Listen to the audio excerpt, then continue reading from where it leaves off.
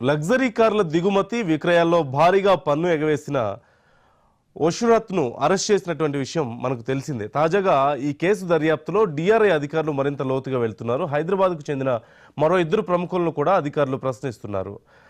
Basharat నుంచి luxury కార్లు కొనుగోలు చేసినటువంటి వారు వివరాలను డిఆర్ఐ సేకరిస్తుంది.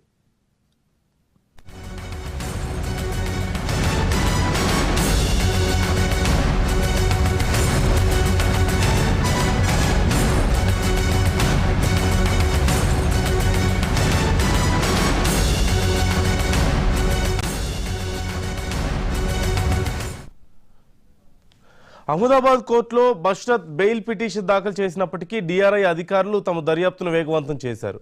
ఇప్పటి వరకు బషరత్ దాదాపు 25 కోట్ల రూపాయల మేర పన్ను ఎగవేసినట్లుగా గుర్తించారు.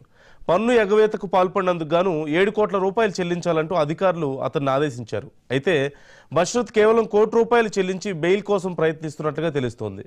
బషరత్ దిగుమతి చేసుకున్న 30 లగ్జరీ కార్లలో 10 కార్లను హైదరాబాద్కు చెందిన వారికి విక్రయించినట్లుగా డిఆర్ఐ అధికారులు గుర్తించారు.